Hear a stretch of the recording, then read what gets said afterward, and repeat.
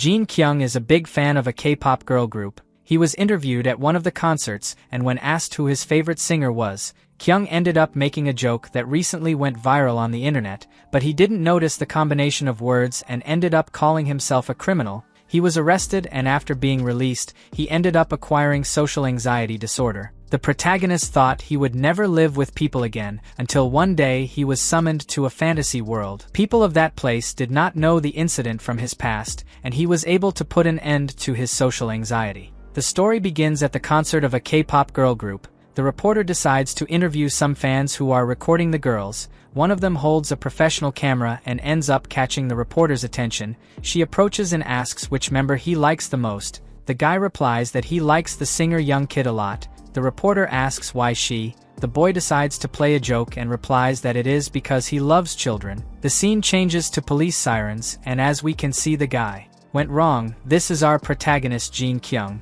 He was arrested and released after clarifying the purpose of the joke, but this did not help the public at all. The day after the show, several headlines were published where it showed the protagonist's face and labeled him as a predator of children. At that moment, Kyung looks shocked at the news and the mean comments. It turns out that the guy didn't exactly want to say that he loved children. The real thing was that the protagonist wanted to copy a famous comedian who said he loved pasta, but ended up making a wrong combination between the word love and the singer's name, which is Kid, so the joke was interpreted as if he were a child predator. 3 years have passed since the incident. Kyung's mother prepares the food and tells him that she is going to work, then asks the boy to eat at least today. After that she says goodbye and the protagonist finally leaves the room.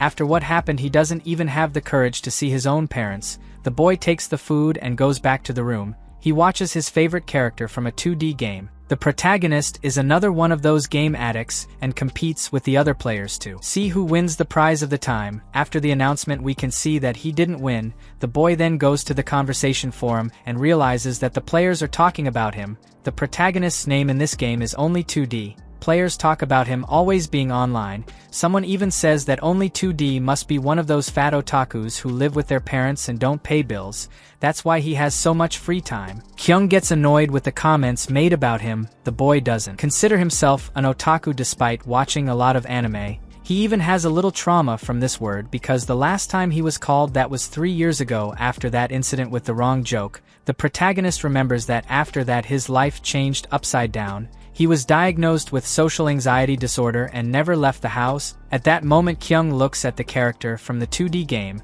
and says that he wanted to live in a fantasy world, maybe using mana and channeling it through his own body would be something different. He would be able to take control of the world without even breaking a sweat. The boy ends up traveling in this idea and finds the perfect victim to pretend that he is in the game Napaj and I eat him. He tells the doll in front of him named Chan that he will save her. At that moment, Kyung takes the poison from insects and prepares to finish off the mosquito. When he is about to attack with the poison, he screams the name Napaj and I eat him. At that moment, the protagonist is covered by a mist and he feels that he is floating. Suddenly the boy looks down and realizes that he is miles from the ground. He starts to fall, and when he gets close to the ground he lands gracefully. Suddenly a girl comes towards him and happily says that he managed to summon. Kyung doesn't understand anything. She kneels down and thanks him for answering his summoning, then asks what she should call him. The protagonist obviously tries to convince himself that that is a dream. As the girl had no answer, she decides to call him Mr. YouTuber. This is a familiar name for the protagonist, and he asks since when he is a YouTuber. But before having any answer, the girl points to something in front and asks the master to get rid of that thing. Kyung turns around little by little looking for danger. Suddenly his eyes see a giant mosquito. The protagonist points to that thing and then to himself, as if asking if the girl wanted him to defeat that. The girl shakes her head affirmatively. The protagonist realizes that he is being used. But the important thing is that he has now managed to talk to a person since the incident 3 years ago. Kyung tells himself that this is just a dream and there is no reason to be afraid. He will give his all to end this monster. After all, the worst that can happen is to be destroyed and wake up. At that moment the boy walks forward, still holding the mosquito poison he took from the room. He repeats the mantra of the game Napaj, and I eat him, and then I throw the poison towards the giant mosquito, but nothing happens and the poison doesn't even come close to the monster. Kyung looks silly and looks embarrassed at the girl. Suddenly the mosquito is hit and split in half by a powerful energy. The two observe the strong explosion. the girl sees the silhouette of the protagonist in front of that fire and his eyes shine. She says that she initially thought he is just an idiot. Kyung looks at her and celebrates, saying that it worked. The girl has a different feeling of asking if she is liking this idiot. Suddenly an avalanche of sand covers the boy. She tries to see through that dust. The protagonist appears gracefully behind her. The girl wonders what magic was this he used because she has never seen something so powerful in her entire life.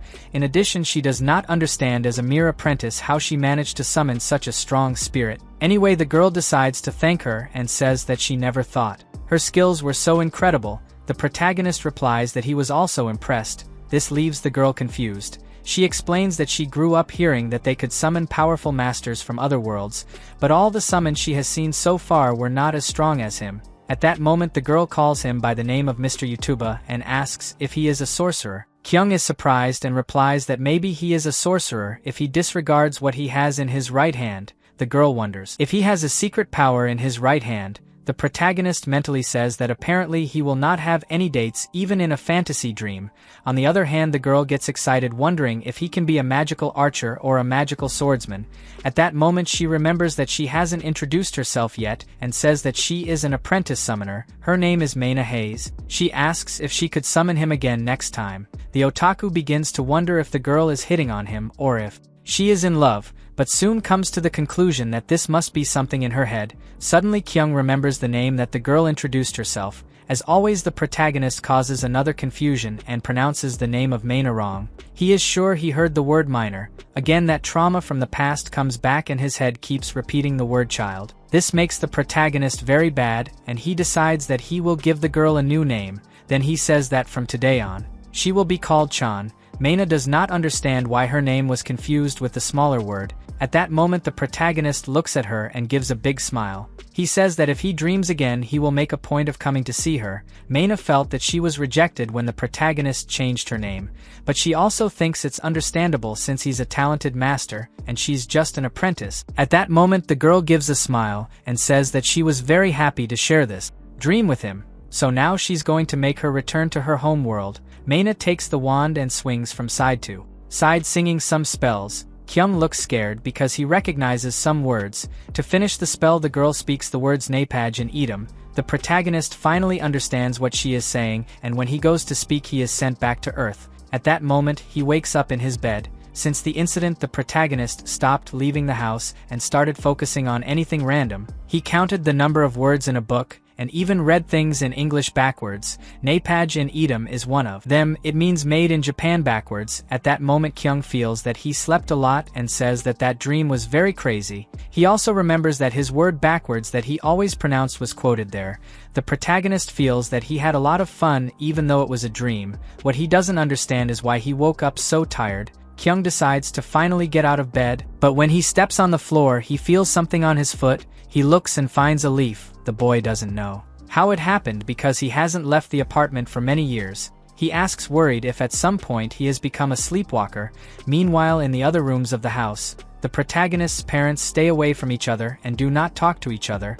The atmosphere of the house is not good since the incident. The mother realizes that the protagonist only had one meal in the day and is worried. She goes to the door and asks if he is hungry. The father simply leaves the house when he sees his wife trying to contact Kyung. The man sits on the bench in the square while smoking. At that moment, he looks towards the protagonist's room and calls him garbage. Meanwhile, Kyung hears his mother call and does not answer. He believes that his social phobia is not the reason why he avoids the family. In fact, he just doesn't know how his parents will react if he lives with him. Suddenly his belly growls. Kyung decides to turn off the computer and eat later. At that moment, he presses to restart, and the next moment, he is sent to another place. The boy finds himself falling again. The scene changes to Maina. The girl meets with her group and apologizes to Jake for the delay. The man replies that everything is fine because they just arrived. He then asks how the village was. Maina replies that everything was destroyed. The place was completely taken over by monsters.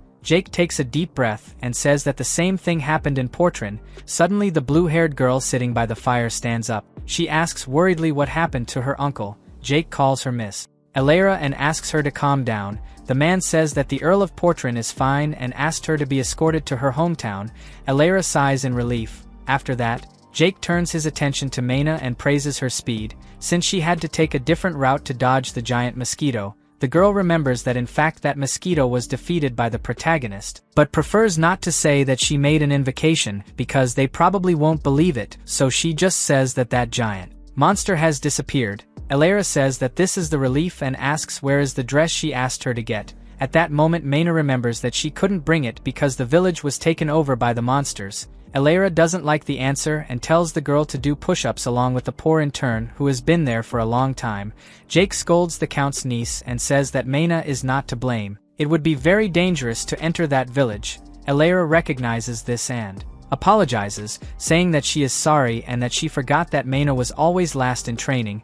The girl takes the opportunity to soften her lady's heart even more and pass unscathed from the push-ups. Suddenly a loud noise is heard. They look up and find nothing. Jake says that the Fallen must have started their investigations. Mena asks curious what the Fallen are. The man explains that an ancient legend tells the story of the master of this mountain. At first the master let humans take whatever was necessary, from fruits to animal hunting, but humanity failed to control itself and ended up taking more than necessary. Someday all the villages were set on fire and the villagers received a mark on their foreheads. The mark is given to those who cause damage to nature. Then the master sends the Fallen to mark and even murder if necessary. Naturally people try to destroy the Fallen and flee. It is a good option, but they chase those who have the mark to the ends of the earth. Mena is surprised and asks if that bell ringing means that someone annoyed the mountain master. Jake confirms and adds that the rumors say that the master of this mountain is particularly scary. Elera points to poor Benny who is still doing push-ups and sends Jake to accompany him,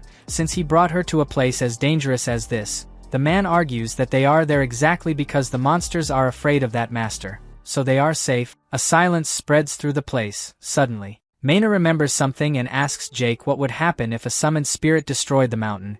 The man quickly replies that the master would send Fallen to catch whoever summoned him. Mena starts to break out in a cold sweat and confesses that she actually used a summoned spirit to defeat the giant mosquito, but her spirit destroyed some mountains along the way. A silence falls over them and Elera can't hold back her laughter. Jake asks the girl to stop laughing and also tells Mena not to play with these things. He adds that all they have to do now is remain silent until the Fallen do their job. At that moment a loud bang is heard near them and the group looks horrified at the Fallen. Jake stands up while that colossal monster looks at them. He doesn't understand what he did wrong to get the attention of a Fallen one. At that moment Jake yells that they need to run because the Fallen will try to mark them. Elera gets up and says she will take care of it. She quickly summons a spirit called Jin. The spirit and the Fallen get into a fight. Mana looks surprised. The fight intensifies and the forest starts to catch fire. Jake says that at first it seemed unfair the attack of the Fallen with them, but now that Elera has started a forest fire, it doesn't seem so unfair anymore. The girl smiles embarrassed. Meanwhile Jin manages to hit the Fallen and continues an attack sequence. The spirit manages to hold him on the ground. Jake says they have to take advantage while Jin has the control to flee. At that moment Mena begins to tremble and points forward. A group of fallen people appears in the forest looking at them. In an instant the spirit Jin is defeated by those colossal monsters. The group realizes that they don't have much to do and starts running for their lives. Meanwhile the trainee Benny stayed behind doing push-ups. Mena keeps running even tired and suddenly trips over the root of a tree. She falls to the ground and when she looks around she realizes that she has lost herself from the superiors. At that moment a fallen man appears and looks at her. Mena quickly gets up and runs in the opposite direction, but bumps into a tree and finds herself surrounded by fallen people. A few minutes later the girl appears lying on the ground held by a black chain and with the mark of her forehead. Mena almost can't move and says that in a way it was Mr. YouTube's fault too, so in a last attempt to save her life, she raises her hand and tries to summon the protagonist, but nothing happens and she cries saying that she is useless. Suddenly a blue energy shoots from the girl to the sky. She looks scared when she sees a silhouette among the dust. Kyung asks if it took too long. The fallen look at each other confused. The protagonist finds it strange because apparently he managed to enter the same dream again and this time brought a mouse. Suddenly Mena starts to be dragged and screams for help. Kyung even calls her by Chan's name and asks if she wants him to fight with these things. The boy says that this dream is getting more and more dangerous and remembers that last time he destroyed a giant monster very easily. He doesn't know how strong he is in this world, but celebrates by saying that this place was made perfectly for him. Meanwhile Mena continues to scream for his lord Yutuba. The protagonist runs to her and takes a deep breath, trying to catch her breath. The girl assumes that she summoned him in the middle of a training session and apologizes. On the other hand, Kyung asks how he is going to destroy this thing if he didn't bring the poison. Maina doesn't understand what he's talking about and assumes it's some magic wand. At that moment, the protagonist notices the mark and asks why his forehead is on fire. The girl says that she was marked by a fallen, that's why she is weak and tied by this strange chain. Kyung replies that she can rest assured because he will black out. Suddenly the boy picks up sand and throws it in her face. Maina screams that her eyes are hurting. The protagonist changes the method and tries to erase it with slaps. She says it's better to stop because it's not working. Now she has a headache and can't even see anymore. Suddenly Kyung surprises her with a spit on her forehead. The mark is instantly erased and the chain breaks. Maina is shocked. The fallen realize that the magic has been interrupted and run to attack, but the protagonist starts spitting on them. The fallen ones get weak and disappear. Kyung asks if this is serious. He doesn't understand how he can defeat these monsters just by spitting. Meanwhile, Maina tries to wipe the saliva that the protagonist left on his face. A few seconds later, he warns that the monsters are gone. The scene changes to Jake and Alara, who are in another part of the forest, still trying to defeat the fallen, but their attack is very weak. Suddenly the fallen begin to retreat and disappear. Jake asks what is happening. The next moment several thunders begin to emerge and a silhouette is seen in the sky. Suddenly a powerful monster begins to rise. Maina screams that this is the master. Benny looks at the sky as he continues the exercise. Suddenly the giant monster screams and punches the ground with all his strength. The protagonist is thrown away with the girl. Half of the place is destroyed. Maina sees Kyung in a suspicious position and asks if he is okay. The protagonist still feels weak and says that it would have been different if he brought the spray poison instead of the mouse. Suddenly he realizes that this mouse is wireless and has an idea. Kyung stands up and asks if Maina can do him a favor if he survives. The girl looks surprised and replies yes. The protagonist starts to move away towards the master's light and says that now he has a reason to come back alive. Maina starts to sweat and says that that stupid feeling is back. At that moment the protagonist raises the mouse and starts repeating all the sound bites he learned by watching anime. The boy's plan is basically to use his body as a channel to direct 10 billion volts to the monster. If it works, turning this thing into dust will be easy. The protagonist prepares himself and throws the mouse towards the thunder, then tells that thing to burn in hell. Nothing happens and an awkward silence falls on the two. Maina asks if it's better to run. Kyung realizes that he forgot an item with him and says that now you just need to position the pile in the right place. Suddenly the force of electricity throws the boy back and the monster is hit by lightning sequences. That scene is watched by everyone on the mountain. The sky lights up as electricity rains on the monster. The place around it ends up being affected too. After a few minutes of electrical discharge, the monster is finally defeated. A dark mist spreads throughout the place. Maina goes to the protagonist, who is in the suspicious position again. He screams in fear after having a nightmare and sees her in front of him. Kyung realizes that it was not a nightmare and notices the happy expression on her face. This makes the boy understand that he won. Maina starts screaming that he was amazing and destroyed that monster in one attack. Not even the most powerful sorcerers could do that. Kyung brags, saying that he only released the seal of power of the Lightning King. Maina bows, saying that she didn't imagine he would help her again, but he replies that it's okay. The girl then remembers that he was going to ask for a favor and asks what it is. Kyung is silent for a moment. Then he starts shouting that I didn't imagine she would think about it right now.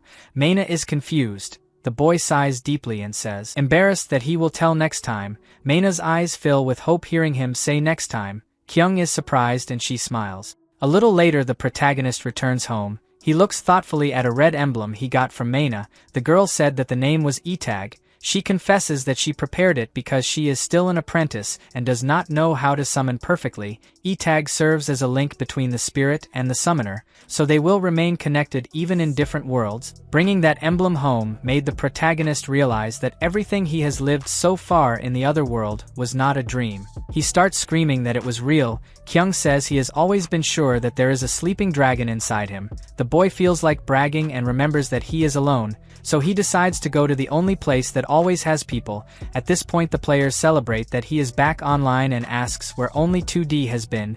Kyung writes that he just saved a beautiful girl. The guys laugh and say that it is the typical phrase of a YouTuber. The protagonist tries to say that he summoned to a fantasy world and fought with a giant, but no one believes it. This annoys the boy and he says that he will prove now that he is really strong. Kyung approaches the window to squeeze the poison spray. Obviously nothing happens and he says he already knew.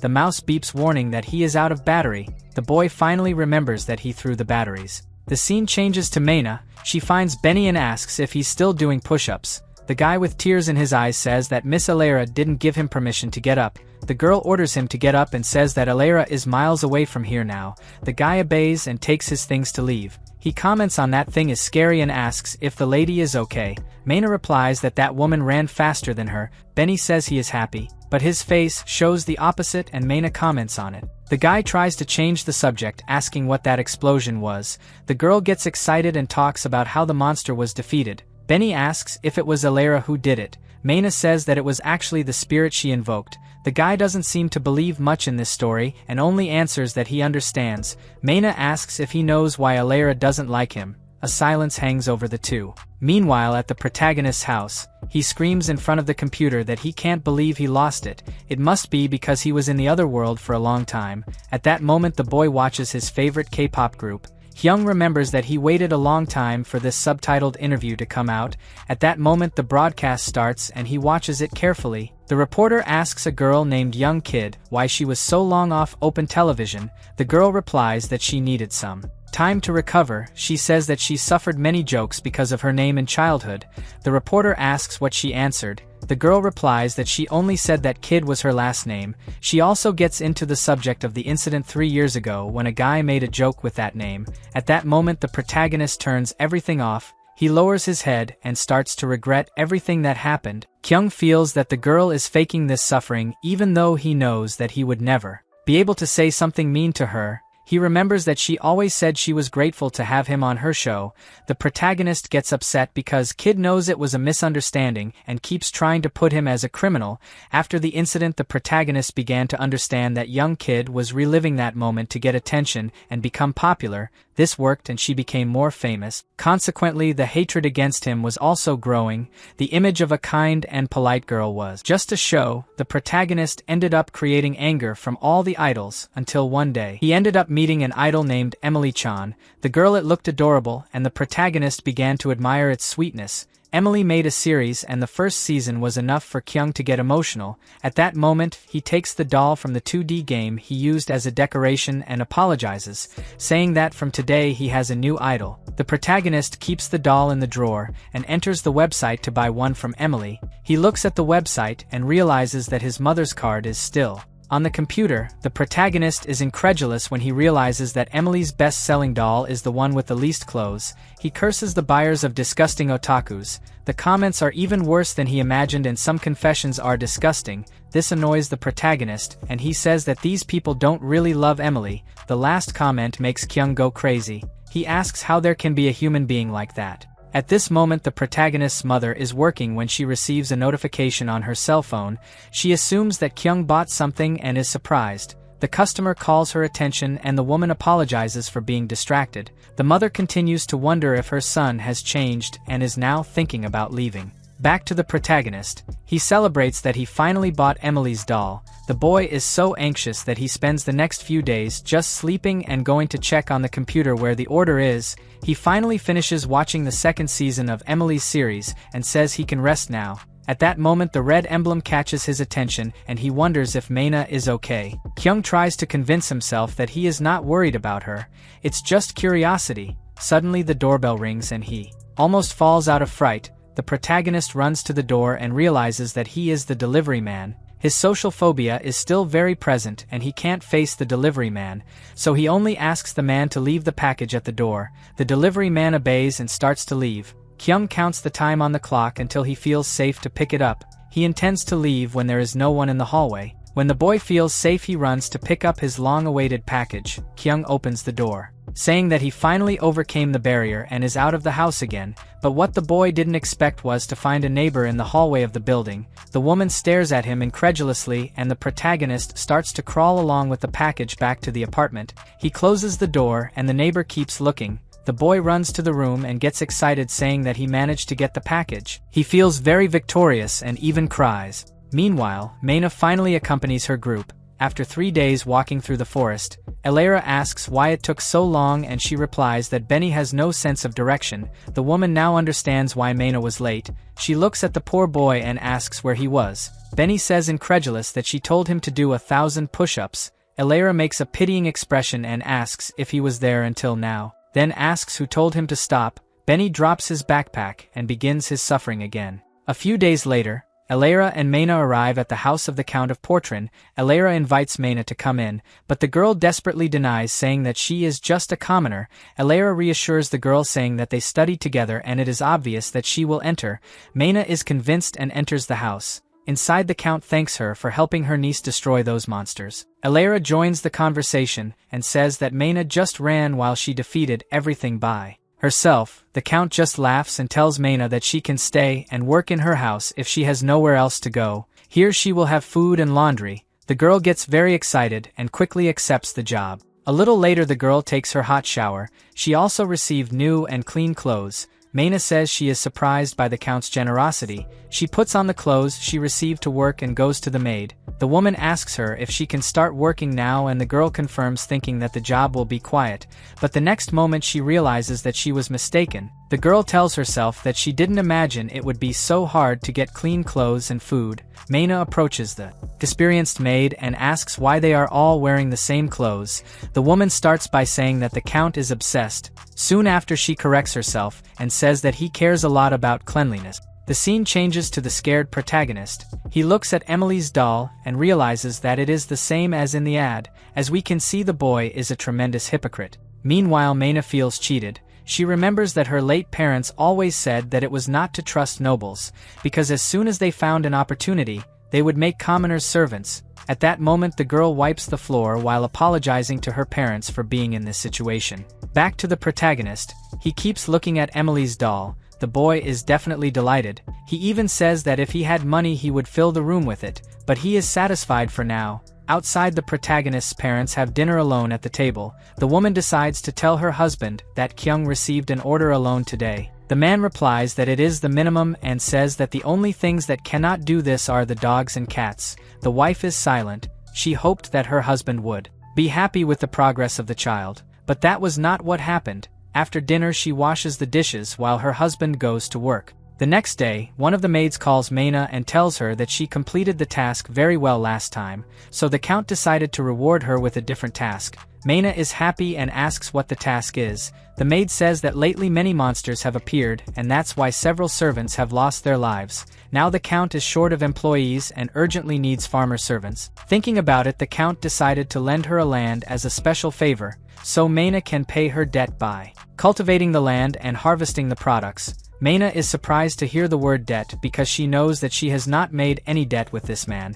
The maid says that she went into debt at the time she received food and housing. In addition, there is still the shower she takes and the fact that she is protected by the guards since she is inside the house. Manhwa is incredulous because she thought that the salary she does not receive would already pay that. The maid starts to leave and says that the Count expects her to quickly pay the debt by taking care of this land, and it's good that she does it in a timely manner. Manhwa is left alone and screams in frustration.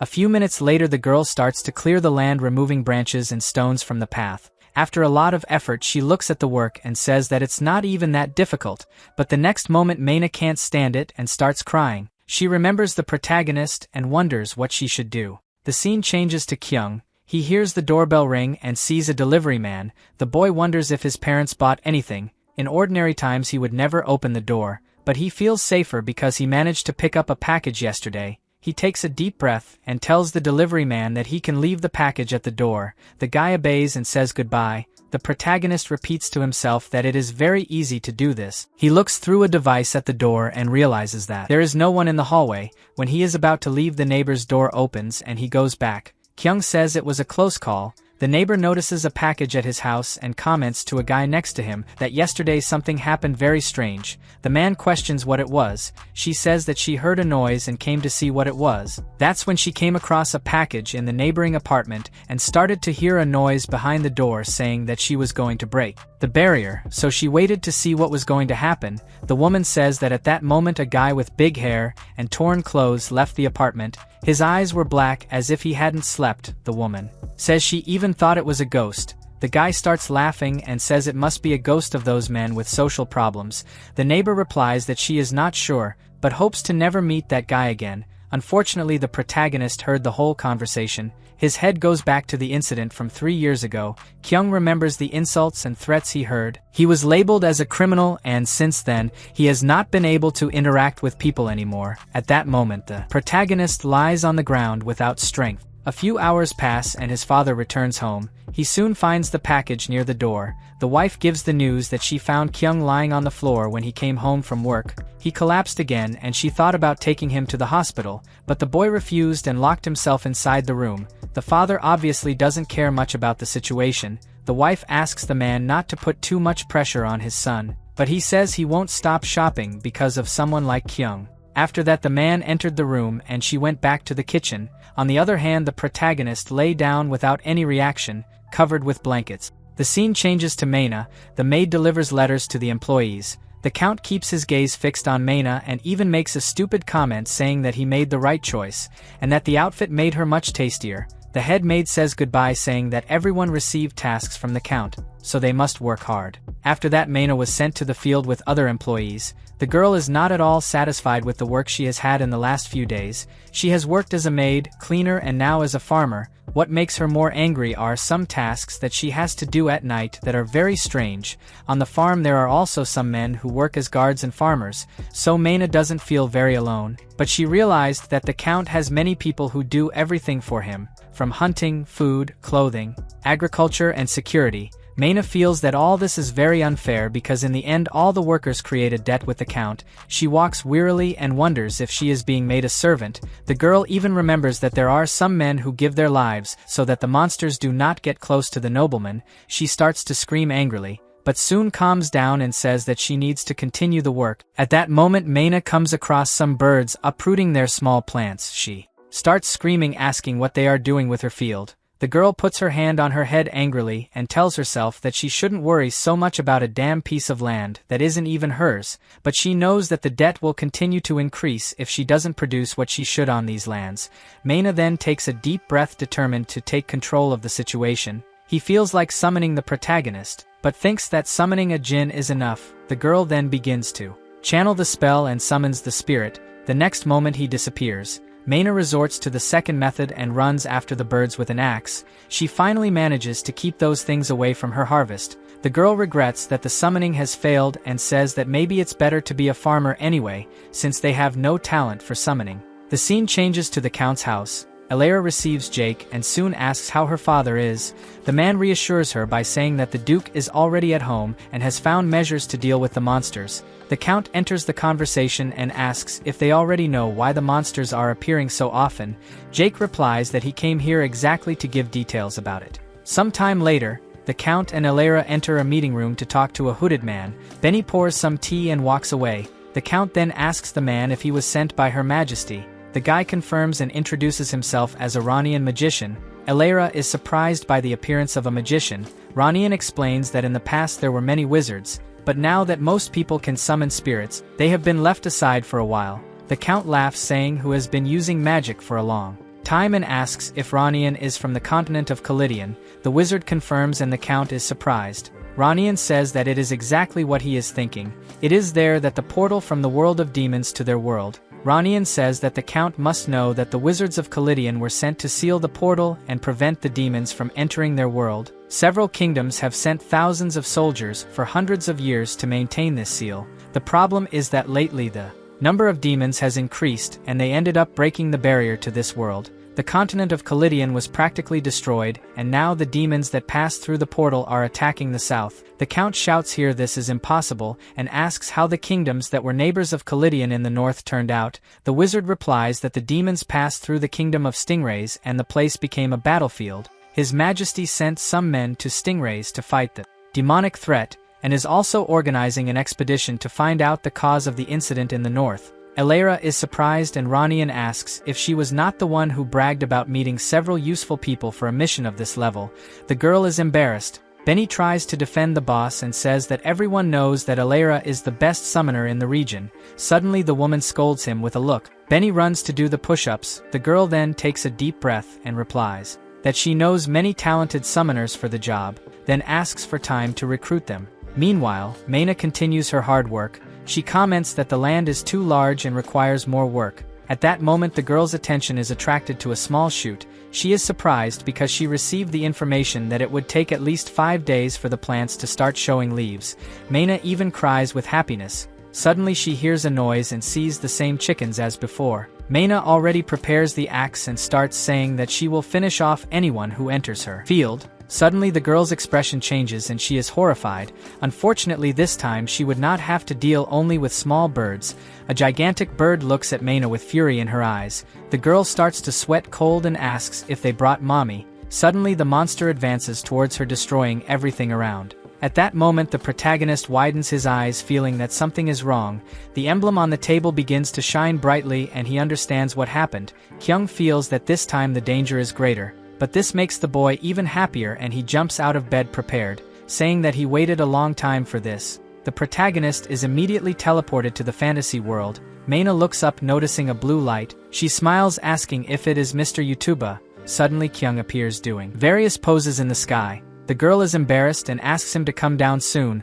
The protagonist lands on the ground gracefully while the girl tries to hide. She knows that Kyung is crazy and always creates some explosions. The protagonist looks at the giant chicken and asks if this is the monster of the time. He turns to Maina about to ask something and finds her in that suspicious position. Kyung starts screaming asking what happened and deduces that it is the monster's fault. Then he tells her not to worry because he will destroy that thing. He takes out a lighter he brought in his bag and points it at the bird. Kyung repeats some words of effect he saw in anime, but the monster doesn't wait for him to finish and runs towards him. The protagonist gets angry and yells that the chicken should let him finish. At that moment Kyung lights the lighter and throws the fire laser with all his strength towards the monster. The fire shoots out like a blade and hits the bird's head. One move is enough for Kyung to defeat the monster, but he aims the next attack at the bird's body and splits it in half. An explosion happens and several feathers fly. The protagonist watches carefully what he has done and comments that he loves this smell of fried chicken. The boy begins to feel happy and says that when he is in this world, he has a very good feeling, despite being a dangerous place. He is really happy here. Meanwhile Maina looks at his destroyed field and asks how he could cause this with a single blow. Anyway she thanks him for saving her. Kyung is surprised and says he didn't know it was her field. Maina replies that it's actually the count's. He asks surprised if she's a farmer now. Suddenly the protagonist notices the girl's uniform and is hypnotized to see it. He mentally says that she is very cute and notices every detail of the outfit. The first time she saw something like this was in anime, but in person it's much cooler. Kyung can't look away and remembers that the closest thing she saw in person was in a cosplay, but this material that Maina is wearing looks much more comfortable. She also has a unique smell that can't get out of her mind. Suddenly the protagonist falls to the ground. Looking at the girl's legs, she asks confused what is he doing. Kyung quickly gets up and says he just went to check if she wasn't injured. Maina smiles saying she's fine. Suddenly the little birds start making noise attracting their attention. Kyung makes a crazy face and asks if they also want to be fried. Maina says he sounds like a bad guy now. Suddenly something appears behind the little ones that makes the protagonist change his expression. This time the chicken is much bigger than the last one. Kyung asks incredulously if that one is a father, then starts to say that he fried his wife. The monster makes a terrifying noise. The protagonist says that everything will be fine. Maina asks if this time he can leave the field intact. Suddenly the conversation is interrupted by a few footsteps that are heard. The noise gets closer and the next moment several monsters appear near the father. That noise of the main monster was to summon the other chickens. The protagonist looks at the amount of creature and asks if Maina really wants him to be careful with the field. The girl replies that she thinks it's better for him to set everything on fire. Kyung thanks him and says that he will show the other side of his power. At that moment, he lights the lighter and nothing happens because it is empty. The protagonist looks surprised and remembers that he forgot his weapons at home. He asks the girl if he can go back to his world for a few seconds. Maina is paralyzed when she hears this. The protagonist replies that he doesn't need to. He prefers not to leave now because he didn't get enough out of that uniform, so he decides that he will solve the situation anyway. The boy throws everything from the bag on the floor looking for some item that works. He finds a mosquito coil and his eyes shine with hope. Kyung understands that this is going to be very useful. Maina screams desperately that the monsters are approaching. The protagonist now uses the last remnant of the lighter to light the coil. then lifts up towards the monsters. He feels a familiar sensation and doesn't understand why. Maina keeps screaming that the chickens are coming. Suddenly Kyung remembers where the familiar feeling came from and says that he will be able to protect Maina's field with the mosquito coil.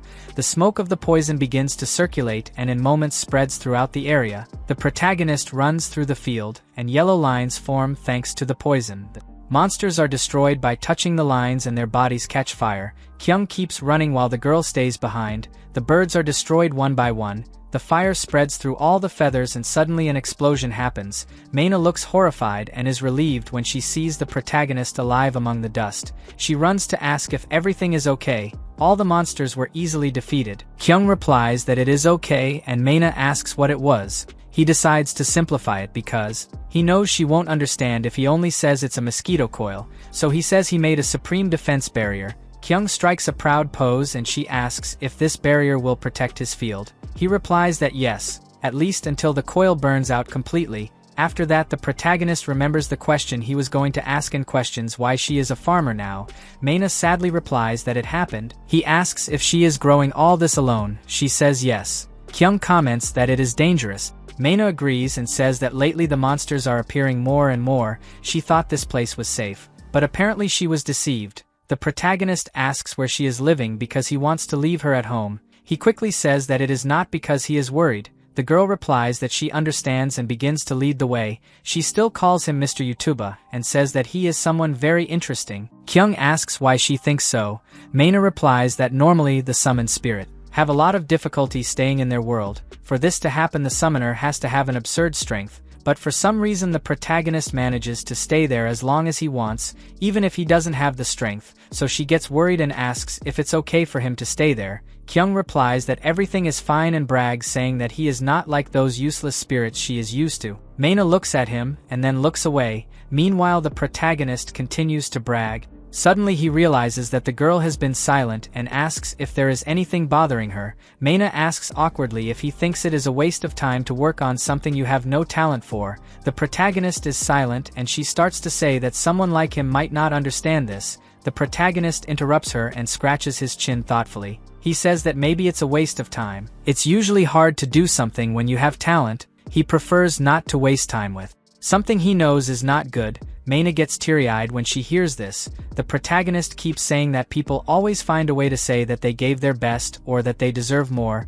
as if they were the main character of some story. There are people who are even able to say that someone is strange. The girl doesn't understand why Kyung is going that way and asks what he wants to say. The protagonist disguises it because he ended up talking too much when remembering what happened to the neighbor. He says that this is just his imagination. She lowers her head saying that she understands. This conversation makes the girl come to the conclusion that in the end she is not undecided between being a summoner or a maid. Suddenly the protagonist interrupts her thoughts, remembering that some time ago the girl promised that she would fulfill a wish from him.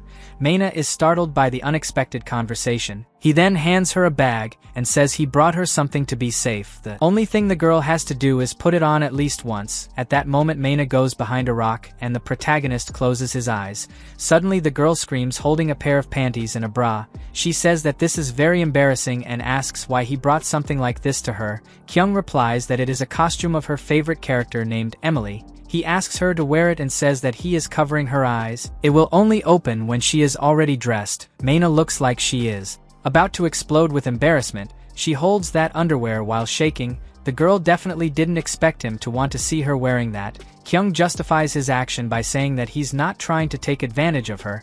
In fact, he just wants to make sure she's protected. Suddenly the boy is transported back to the room and doesn't notice. He still thinks that Maina is listening and says that he is in love with the maid uniform, but he thinks that would be better. The minutes pass, and the protagonist feels safe to open his eyes. But as soon as he does that, he realizes that he has returned home and screams for Maina. Meanwhile, the girl in another world apologizes for sending him back home. She just thought it would be too embarrassing to wear those things for him. A few days later, the protagonist spends some time in front of the computer wondering if he did something wrong. He then starts screaming, saying that he just wanted to see Maina in a bikini. The boy is sure she would look very beautiful and doesn't understand why he was expelled from his world. At that moment the mother outside hears Kyung's screams. The woman is surprised, wondering if her son has already improved. She thought he would be depressed for a few days. but it seems she was wrong. Meanwhile, the protagonist is thoughtful about his actions. He wonders if he went over the limit asking her to wear that outfit. Kyung remembers that he never had the courage to approach a girl before and decides to learn more about it so as not to make any mistakes. He then does a search on the internet asking if girls like to receive underwear. The answers were not what he expected. The female comments say that this is the apex of the absurd. No woman would like to receive such a gift. Someone even says that he must be an otaku to do this. The protagonist realizes that people did not interpret his question as he wanted. Kyung thinks that giving a bikini to a girl could mean an invitation to a pool or something, so he doesn't understand why he's being insulted. Anyway, the protagonist realizes that what he did wasn't so convenient, since 3 days have passed and the girl hasn't invoked him once. At that moment, the protagonist looks at the emblem and hopes she's okay. The scene changes to Maina. The day is already getting dark and the girl thinks it's better to water some of these plants. She just wanted it to rain to save a little more of her time, but at least now she's quiet without any monsters, thanks to Mr. YouTuber. Suddenly someone starts calling her name and she looks back. Benny approaches and the girl asks where he has been. The guy replies that it has been 3 days since he was allowed to walk. Maina asks where he has been all this time. Benny replies that he went to get Mrs. Alera's dress. She then asks if he is not terrible with location. Benny says that is why it took him 3 days to return. He decides to change the subject and asks how the plantation is. She replies that it is doing well for now. When she lived alone she was too busy with summoning classes, so she didn't pay attention to anything else. But now her only concern is to listen to what the count tells her to do. Benny notices the sadness in the girl's tone of voice. He then decides to remember a saying that says that a wild animal dreams of living in a herd. Maina looks shocked when compared to a wild animal. Benny says that cattle, for example, don't need to worry about predators or food. Sometimes people want to be ruled by someone just like cattle. Maina begins to understand what he is saying. Benny explains that people who submit to this try to convince themselves that it is okay to be exploited, but in the end they will realize that the price of this is their freedom. At that moment he looks at him and gives a big smile, saying that he wanted to be someone free. Maina lowers her head. Benny says that she is a free citizen and can still summon spirits, then advises the girl to leave. If she uses her own talent she can even become a noble. At that moment Maina interrupts him saying no. She sadly says that she has no talent, but Benny asks if she was not the one who summoned a spirit that defeated that titan. Maina replies that she can only summon a single spirit and was lucky that he was strong. The guy asks if it's not better to have a strong spirit than several weak ones. She replies that it's not quite like that. If a strong spirit takes a lot of damage while fighting, it will have to return to the world it came from and no longer responds to the summons. On the other hand, lower level spirits can be summoned again. The stronger ones are more likely to be a single entity. Benny starts to get drunk with so much information. The girl then sums it up by saying that hiring a farmer is easy because there are countless farmers, but there is only one per province. Benny finally understands. The girl says that this is exactly the problem with being able to make only one summoning. She will be unprotected if she can't call Mr. YouTuber. The guy thinks this name is strange. The girl keeps saying that this is why she will give up. Benny begins to agree that she can't. Maina says that he should try to comfort instead of agreeing. Sometime later, the Ranian magician returns to Alera's house and asks where the summoners are. The girl makes up an excuse saying that she hasn't recruited anyone yet because she can't send anyone to this dangerous mission.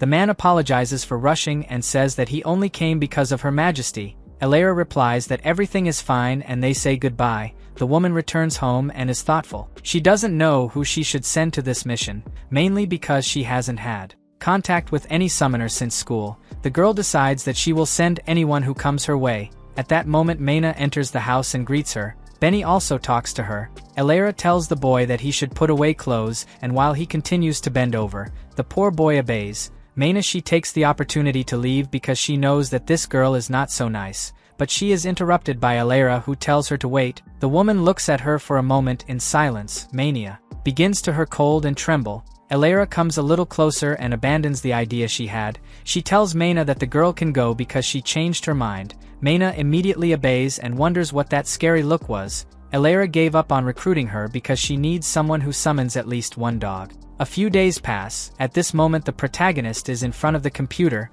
again remembering what happened between him and Maina. It seems that the guy could not get over that event, suddenly his attention is drawn to the chat of the live broadcast of Idol Emily. The comments are from some men praising the girl's body, and especially her melons. Kyung feels uncomfortable because the guys are not there for Emily, but to see her body, the protagonist is also bothered because he is not able to watch the new episodes. The only thing that is going through his mind is what happened between him and Mania. He finally focuses on watching a little of the broadcast and realizes that Emily is different. The girl reveals to her friend that she is thinking of giving up her career of being a singer. This is because her friends say that she is not that good and is not qualified. Her dances do not seem to cheer them up, or the music. The friend questions if her fans did not like the broadcast. Emily replies that the fans only made positive comments. The friend then says that this is what matters. This means that Emily is qualified. This conversation catches the protagonist's attention, and he remembers the question that Maina asked him at that time. She asked him if he thought it was a waste of time to work on something that has no talent. Only now Kyung sees the mistake he made, since at that time he said that the best thing would be to give up if it wasn't good enough. The protagonist remembers Maina's smile when she managed to summon him for the first time. She screamed very happily that she had succeeded. Now he thinks he's an idiot for hurting her feelings. Kyung tells himself that he didn't realize what he had done because he always lived with those garbage on the internet, so she never thought much about someone else's feelings. Suddenly the protagonist screams out loud that because of her mistake she didn't wear that bikini. At that moment Maina feels a shiver down her spine. The girl faces the underwear she received from the protagonist and says that she never thought such a small size could exist. She puts it on top of the clothes she is wearing to sleep and realizes that she will never really be able to wear that, so she puts on a coat and decides to burn her bikini. At that moment Maina walks around the house using a candle to lighten the environment. She finally arrives outside and begins to feel bad for to be doing this with the gift she received from Lord YouTuber, but she thinks he will understand. At that moment a flash catches her attention.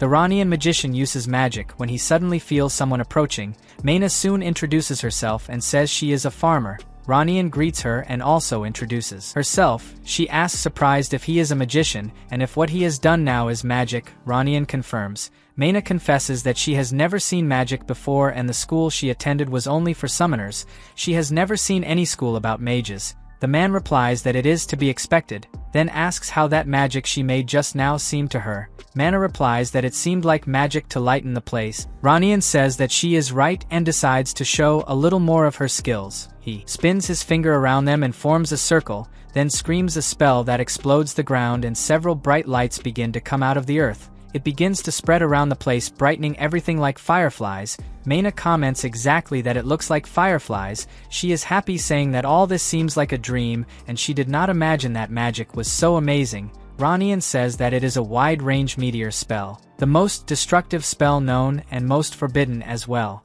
It can only be used in battles. Maina is surprised and asks why he is using this spell out there. The wizard calmly replies that he managed to make the spell fail. Maina questions what would have happened if the spell had worked. He replies that some mountains would be blown up. She asks why he is so calm. Ranian replies that it is because he is a high-ranking mage. Mana still seems a little skeptical. The mage explains that there are currently 3 stages to magic. First the incantation, then concentration, and finally the catalyst of all magic. At this moment Ranian creates some flames in his hand and says that for a mage to exist, it is necessary to have mana. If that doesn't happen he is useless. The man adds that this magic he is using now is called a ball of fire. Maina asks if the fact that there are fewer mages nowadays is because mana is running out. Ranian confirms her question and says that this is why there are more summoners nowadays. The summoned spirits also use the mana of the world they came from. In the same way when demons use magic, they also use the mana of their homeworld.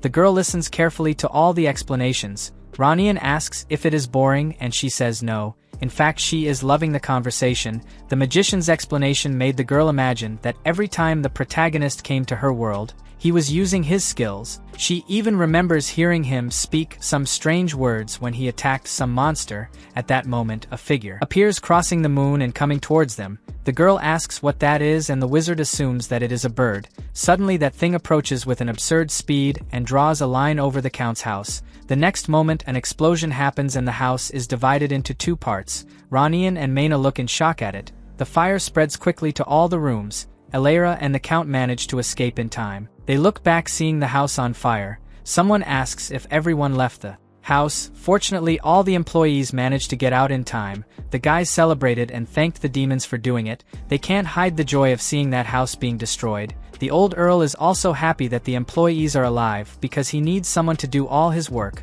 At this moment, Alara remembers someone and asks where Benny is. The guy is behind her doing exercise and replies that everything is fine with him. At this moment, the Earl asks Jake what could have caused the fire. He assumes it was the lunch attack. Suddenly the noise is heard nearby. Jake yells for them to look at it. At that moment, a light makes a path at great speed and turns towards them. Jake is sure it is a demon and pulls the sword, then asks for everything to go down. At that moment, the man throws his sword towards the monster and an explosion happens. A gust of fire passes through them about to hit them, but they remain unharmed. Only the clothes that were torn, and Alara complains, asking what he did. Jake makes it clear that he warned them that they should duck. Alara sees no alternative but to deal with the situation herself. At that moment, the girl prepares herself and casts one of her greatest spells. A high-ranking spirit is summoned. Alara orders the ruler of the storms of Callidian to lend her strength. The spirit obeys her command and goes towards the monster. A strong battle ensues and mere mortals watch it as if it were an action movie scene. Jake praises Alara for her incredible summoning. On the other hand, Benny knows that she only did it to save her own skin. The girl tries to catch her breath and hopes that the fight will end soon because she can't maintain a high-level spirit like this for long. Some noises are heard and the monster gets weaker and weaker. It tries to get up with very slow movements. This is joy for Alara and she feels ready to make a new attack. At that moment, Maina arrives with the magician and asks if her lady is okay. Alara looks suspiciously, feeling that she was caught red-handed. It turns out that from the beginning she was trying to hide her powers from the wizard Ronian, thinking about not being called to the mission. At that moment, Maina asks if that spirit is her mistress's. Alara tries to hide her abilities by saying that this spirit is not hers. Maina says that maybe she was mistaken. Benny remains doing his exercises and mentally asks Maina not to believe Alara's lie. Jake realizes that the monster is very weak and says that maybe they don't even need to attack anymore. Probably that thing will be destroyed by itself. At that moment, the wizard looks horrified at the demon and the count asks if he knows. Ronian wonders aloud if that monster is the guide of the scream. Suddenly the monster manages to reach the sky, but in the next moment he explodes. Alara is happy, saying that this thing has finally been destroyed. On the other hand, Ronian still has that expression of concern. He tells that some nobles sold their souls to the demons when the north was being invaded. This gave more strength to the monsters. Gria was the name of a very powerful demon that attacked one of his bases. After that day he became a colossal demon. At that moment the monster's explosion begins to descend like a meteor. Alara comments that this monster is too weak to be a colossal. Jake and the count share the same opinion as the girl and think that the wizard is exaggerating, but Ronian stands firm and says that the one they destroyed was just the guide soldier. It was not the real Gria. At that moment a rift begins to open in the sky and the wizard says that that is the Gria of the Wandering Blade. Suddenly a giant colossal monster comes out of the rift and begins to breathe fire. It hovers in the air looking for some sign of life on Earth. At the slightest movement the monster spits its fire. Everyone who was near the place that was hit was thrown away. The trees are uprooted from the ground and the plants are burned. Jake checks if everyone is okay. He soon realizes that not only the count's house was burned but all the other houses and farms were too. Maina screams desperately that her field was ruined, while Alara laments that her dress was burned. On the other hand, the count despairs when he realizes that he has lost all the maids' uniforms. The wizard says that it is not time to cry for futile things. They must run before the monster notices them. At that moment Jake grabs the count and starts to run. Alara follows behind and Benny asks if he can run too. The woman orders him to run on all fours. The guy obeys and starts running like a dog. His speed surpasses the girl's. At that moment Maina looks back and the monster's eye shines. She realizes that she has been noticed. The creature immediately prepares the fire capable of destroying several cities and spits in her direction. Maina knows that she has no way to dodge and prepares for the worst. The others also notice a light coming from behind and stop to see what it is. At that moment Maina is hit, but by some miracle a barrier covers her and everyone who is nearby. The fire reaches the barrier and is diverted to the other side. Everyone is unharmed and no one understands what happened. At that moment Maina comes across the bikini that the protagonist gave floating. It turns out that in the hour of desperation she ended up running with the bikini bag. Now it is exposed, forming a barrier. Alara looks in awe and asks how she did it. It is definitely a very powerful item. Maina replies that she actually got it from the spirit she invoked. Elera is surprised because she did not imagine that the girl could summon. At this moment the protagonist is locked in his room, still thinking about all the mistakes he made. Kyung holds an energy soda in his hand and starts banging his head on the keyboard. He doesn't understand how he can't forget this, but he needs a way to sleep.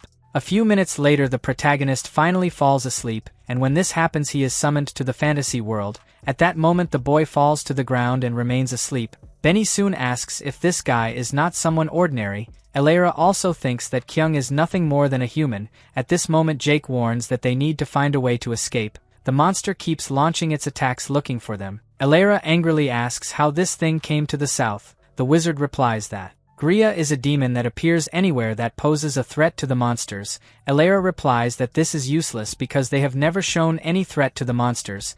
At that moment everyone looks at her with a little suspicion. The girl then admits that she really is a threat, but it wasn't meant to. Elera feels that everyone in that place is expecting some attitude from her. She grits her teeth and tells Maina to do something with this useless spirit. The girl obeys and goes to the protagonist. She starts trying to wake him up with all the patience in the world. Kyung wakes up and asks what was the moment she summoned him. He realizes that he is surrounded and asks if these people are his friends. Suddenly his eyes fall on Elera, but it's not exactly what you're thinking. At that moment the protagonist has the worst vision of his life. The count appears wearing Maina's bikini. Kyung starts screaming here. This is violence to his eyes. He said that everything went wrong, and that ruining his plans, that is the worst offense anyone can do. Maina tries to explain that they gave a bikini to the count because he was the most important person in the province, so they did it to try to protect him. Protagonist screams that this outfit only protects women. Elera quickly orders Jake to take his uncle away while he still has time.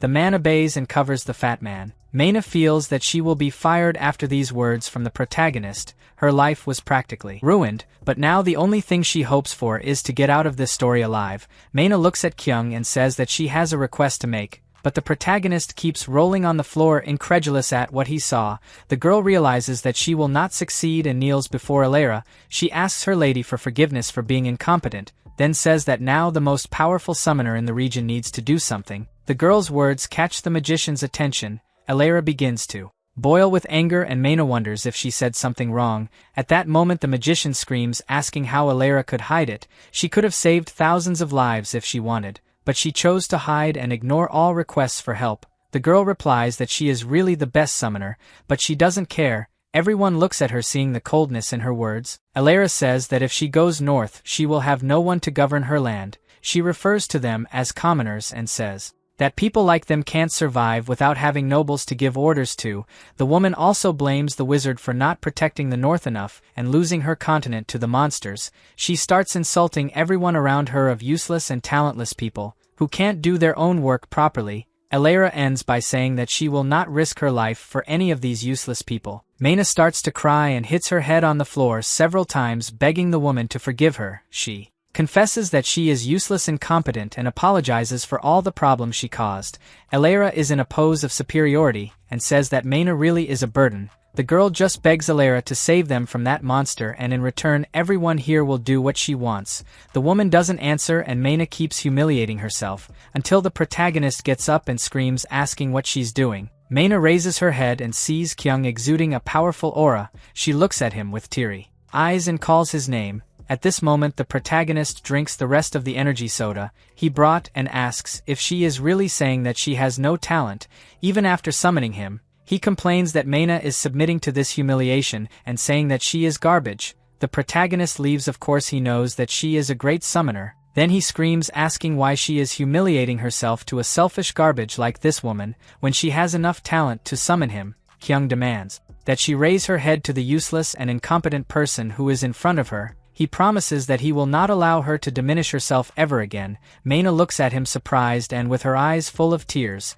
Suddenly the protagonist starts coughing. Everyone looks at him. At that moment Kyung starts vomiting the energetic soda he drank. People don't understand anything and move away. The vomit ends up creating a whirlpool full of energy and Kyung starts to fly into the sky. At that moment the colossal monster notices the sign of life and looks for them. As soon as he finds it, he spits out that immense powerful fire, which collides with the protagonist's vomit and creates an explosion.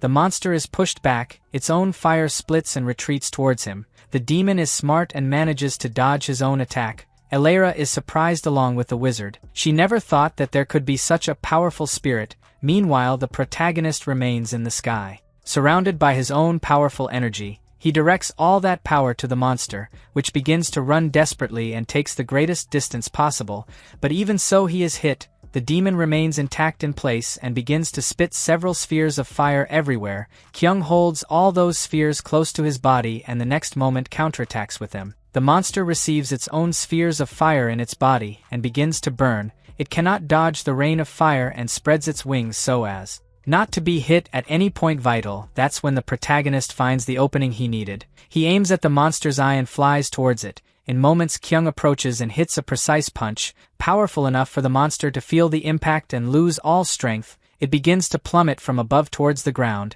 The fall of Gria causes the biggest collapse that province has ever received. The flash can be seen from everywhere in the country. On the other hand, the protagonist also exceeds his power of strength and begins to plummet. Maina runs worried and sees her body slowly landing on the ground. Kyung gives a smile and confuses the girl's name, calling her Emily and asking her not to cry. Elera and Ranian also go to him. The wizard says he is sure that this guy is the one who will save the world. Elera confesses that she thought he was just an ordinary idiot. On the other hand, Maina says that she always believed he was special, despite making her embarrassed with his stupid ideas.